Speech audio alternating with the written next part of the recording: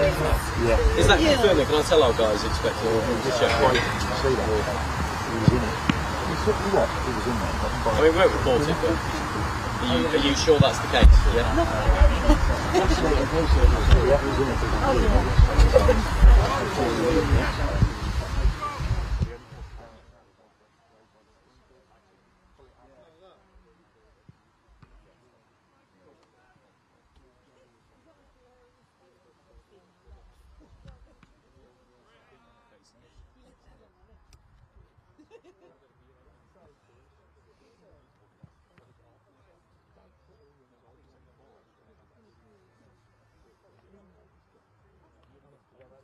Sorry.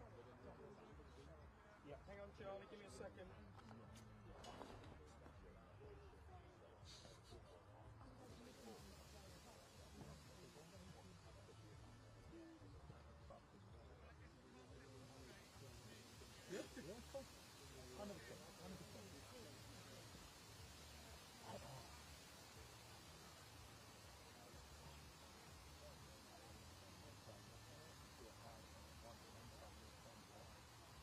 WSL ain't started yet. I think it's got a lot of WSL.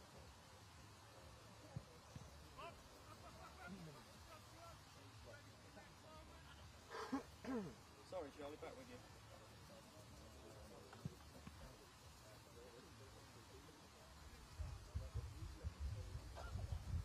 No, it's very difficult to predict because if we just come to the right slightly, you see that big fence? That big fence behind the goal? So that's, they come from, the first time we see them is when they're appearing behind that, over there. So we don't get any warning, we don't see them walking off or falling. So they're not, oh, they're here. It's a bit like that, mate.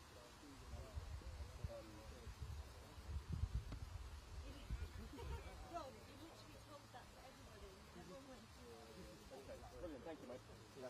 And I've just, sent, I'll start in business, but I've just sent a message out all 26 days. It's expected to be out now, mate, so we'll still everybody, so. Exactly that, yeah, I'll mention that in the first one.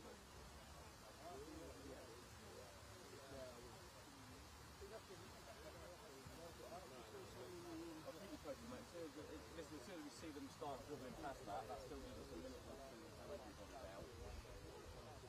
So, and the FA start, they stop watching on all 26 days.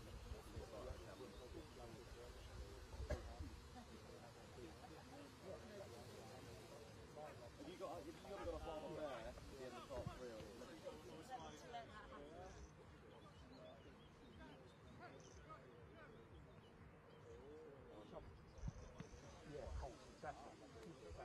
Nothing's working well, is it? as long, I mean, I say that, unless they're later than they have been before.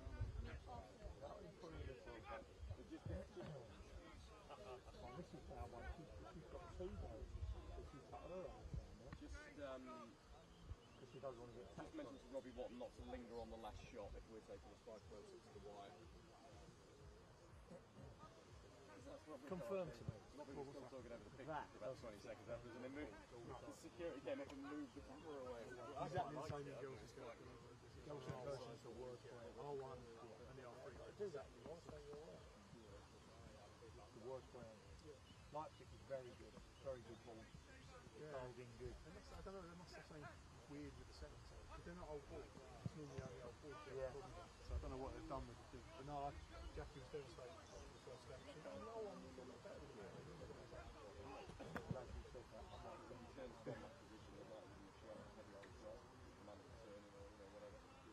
I shot mechanical all the time in the game, so that's been that bad. I'd rather like doing it on quality control over. No, you're right. I have to look for quality. I'm up against some top freelancers that are big G. But they're still using their Nikon shutters. That's the thing. I'd rather have a tiny black line. I'd rather have the picture on my. I don't want the back line on my stock. No. The goal mouth, I don't care. Coming out now.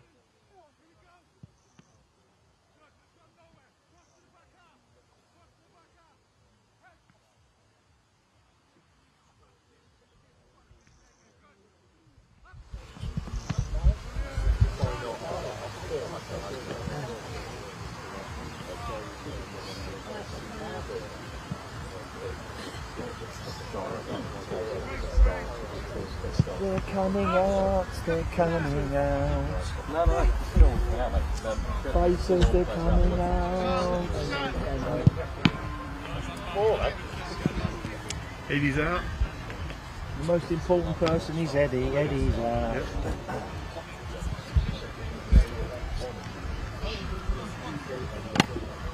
Eddie's there, we know the big cheeses are coming.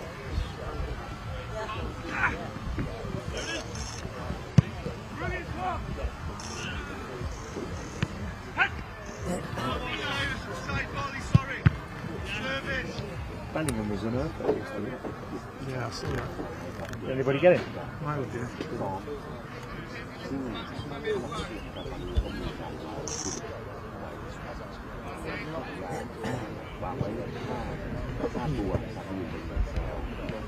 Yeah?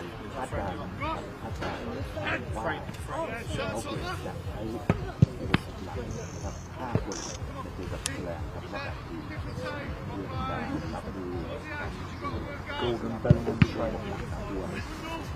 Say Gordon Bellingham. Bellingham.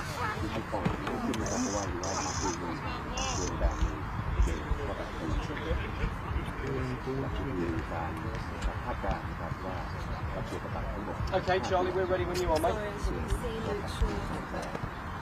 No, that's all good, mate. They'll start the clock now, so we're ready when you are, pal. I've got no booking So, wide first, and then Trippier, Shaw, Stones and Gay.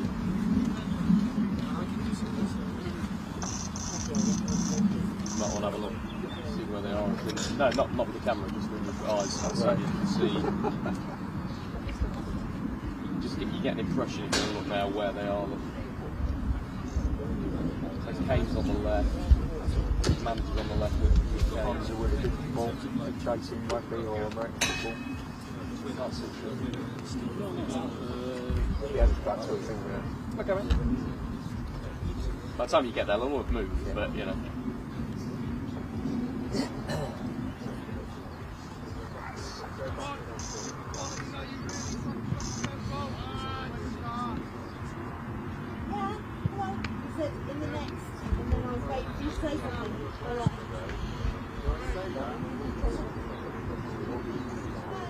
Rob, it's the most important thing we ever tell you when we see the England live training, because all 26 members of the England squad are out there on the grass today. That's a huge boost to Gareth Southgate. Remember, they were all given the day off yesterday. None of them did anything football related. Only Jude Bellingham did a tiny bit of media talking to the FA's diary room. But seeing all 26 out there is a huge, huge boost. Remember, this is the biggest gap England will have between matches if they go all the way to the final, as we hope they will. It's a 6-day gap between the last 16 games and the quarter-final. From here on in, if they win against Switzerland on Saturday, it'll be a 3-day turnaround between each of the semi-finals and the finals. So they enjoyed that day off, but it's back to business right now. All 26 out there. Right in the middle of your picture, look, we can see Kieran Trippier, and that's good news because we know he's been struggling with a bit of a calf strain. In fact, let's just move across to John Stones. He's got some pretty heavy strapping on that right knee. That is something new. That's something we weren't expecting. He did have a bit of strapping on his right knee, right thigh when he came off after the game. I had a quick chat with him in the mix zone as he walked past. And the fact that he's out there training is a relief, but that looks pretty heavy strapping, you have to say, on John Stones, doesn't it? So clearly he's got some issue there that the FA medical staff are kind of monitoring and trying to support as much as possible. But we'll try and find out a bit more about that later on. But the fact that Kieran Trippier's out there, we know he was struggling with a calf strain, wasn't he, at the end of Newcastle's season. We know that he's been carrying that into the start of this international tournament as well, and he got a really hefty challenge as well from one of the Slovakian players that hurt his knee. He was pretty battered and bruised coming off that last 16 game against Slovakia, but he's out there, he's fit, he's training, which is really good news for him and for England.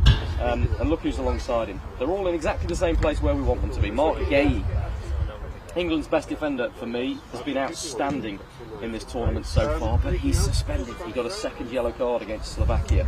in the tournament. That means he is suspended for this quarter-final game on Saturday against Switzerland, and so lots of questions about who might come in for him. Let's see if we find Luke Shaw, shall we, because that's the other bit of interesting news, and team news, and significant team news that we've been talking to you about throughout the whole of the tournament, really. Remember, Gareth Southgate said it was a real gamble to bring him in and include him in this squad. There he is in the middle there. He's been out on the grass for the last few sessions with England now. Has told a couple of reporters as he walked through the media areas that he thinks he's good to go in the next game. I think the plan was for Gareth Southgate to try and get 10 or 15 minutes out of him in the quarter-final, but circumstances in the game meant that wasn't possible at all. Is it possible that he could start at left-back? With Kieran Trippier out there and training, I very much doubt it. I think Southgate will still revert to plan A, even though it's been delayed, and try and get Luke Shaw on the pitch at some point in the game if England end up winning it comfortably. But there are absolutely no guarantees about that with the form that they've been in this tournament so far, are there? So it might be difficult for Luke Shaw to come on as left back, but Southgate knows he's his only left-footed left back option, and it gives England some much needed width on the pitch. So we wait to see. Interestingly, we will hear from Luke Shaw. He's talking to the media. First time he's done England media in this tournament. That'll be 2:30. We'll bring that to you live on Sky Sports. What does the man himself think about his fitness? Is he ready to go? I'm sure he'll say he absolutely is ready to go and he's fine. But we'll talk to him a little bit later on at 2:30 on Sky Sports News.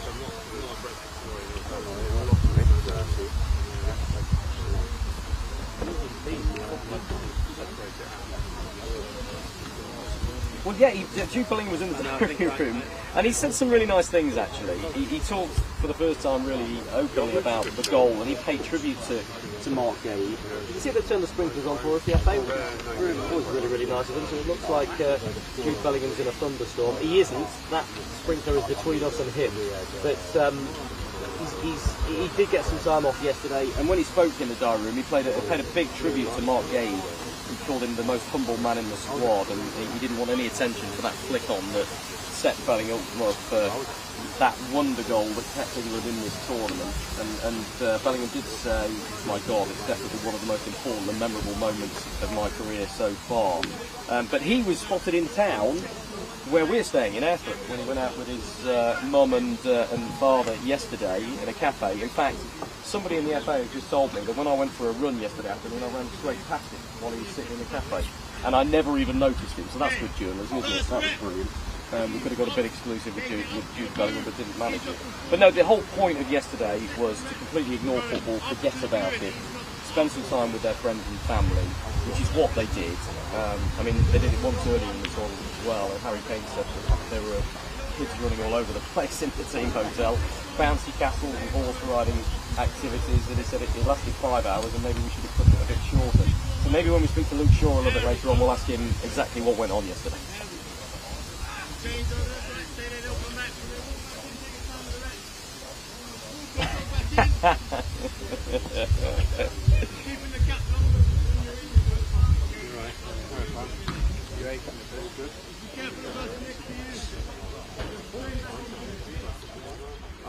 Really interesting one, because as I say, I think Mark Gay is a huge miss, the way he's performed in this tournament so far. But I think that's Ezri Konsa. No, that's Ivan Toney. If we can try and find Ezri Konsa, I think he, for me, is the most likely man to come in to replace Mark Gay.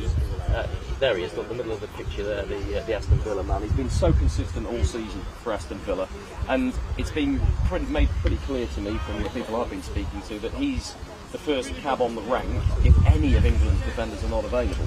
So he's shown his versatility already, left back, right back, centre back. And I think he will come into England's central defence in place of Mark Gay. There is some discussion around the camp about whether Southgate might switch to a back three, something he hasn't done for 3 years. Last time he did that was against Germany in Euro 2020. It worked. England beat Germany 2-0. And they do have that option, don't they? Because it could be, again, I still think it would be Konsa, it would be John Stones and Kyle Walker. But what would he do about wing-backs when he's got so few options at left-back in that situation? Maybe Bukayo Saka could play left wing-back in the back of the picture there. Maybe Trent Alexander-Arnold could go to a right wing-back position. So it is possible that Southgate could go to a back three. He actually was asked that question by TalkSport immediately after the game against Slovakia the other night, and he was asked, could you go with a back three? And his answer was, let's see. Read into that what you will. But yeah, Konsa is an outstanding form. And actually, Bukayo Saka has paid tribute to him. He's told the newspapers this particular quote. He says, in some sessions I do a little 1 versus 1 training with Ezri, because for me he's one of the best in the Premier League defending one-on-one. So he improves me and I improve him as well. So I'm enjoying coming up against him. A little insight there into how maybe some of the little partnerships and training routines go on inside the England camp when the cameras are turned off. Saka talking up Ezri Konsa and the job that he does. For me, now that we've seen Trippier out there, now that we've seen him training, I think Southgate will stick with the flat back four with Ezri Konsa coming in from Mark Gane.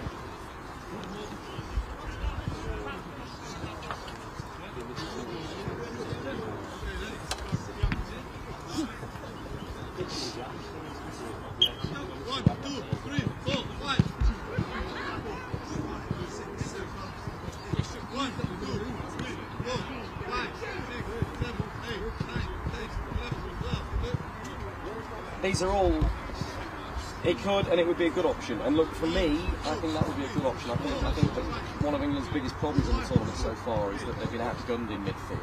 They haven't been able to control the ball as much as they would have liked. I was looking at some of the statistics.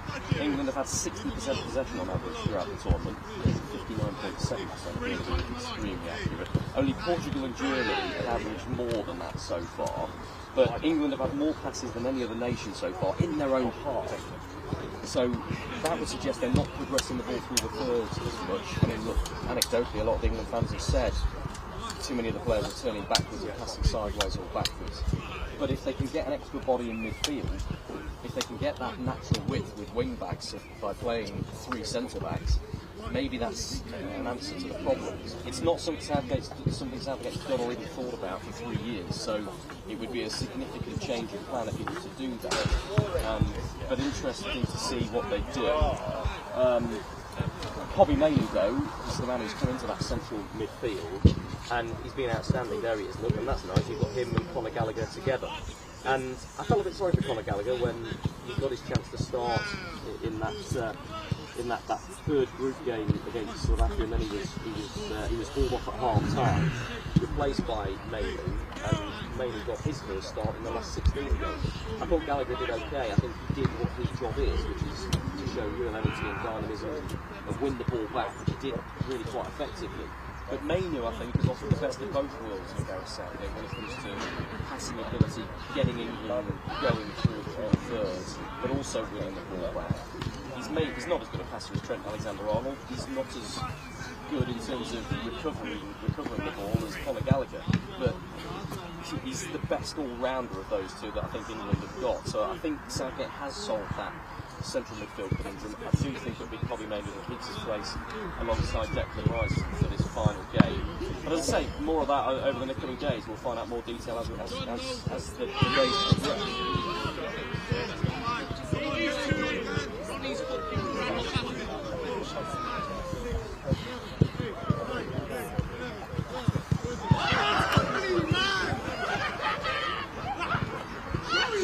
That's an interesting one, because that's where the England manager has suddenly refused to make any of the changes that people have called for. It's been the same for before, hasn't it, throughout the tournament? And there has been a plan of England, and I think he's had a big impact when he has come on. But he's had very little game time in this tournament. He is a player who looks to get beyond his full-back. The same way Bukayo Saka was looking at his ball, and has a bit of pace down on the wing, very direct in his running. And I think that there was a clamour for that to happen. Likewise, Cole Palmer, but again, when you talk about Cole Palmer, you're talking about somebody who's playing on the right wing and he's left footed, that's McGordon playing on the left wing and he's right footed. One of the problems that I think England have had is their lacking.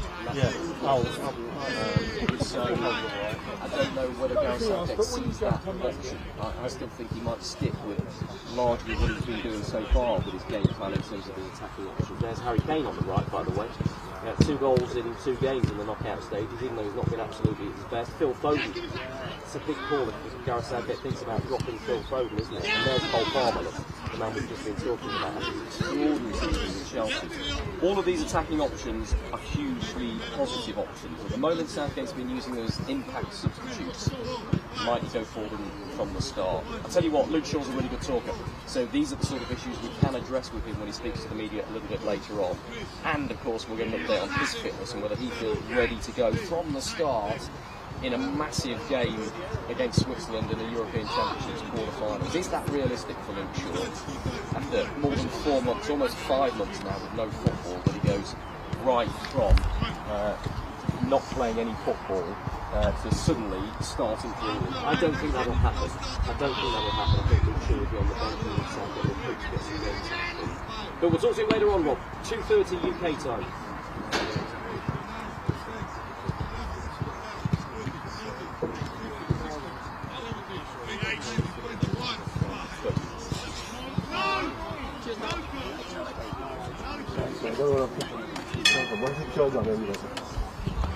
Right, well, back up.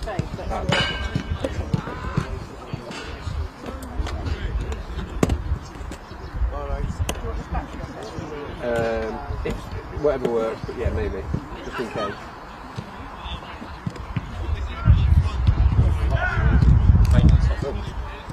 FA Street, they've had 14 and a half minutes talk. I don't want to get in trouble with security and swallowing that's a bit for them.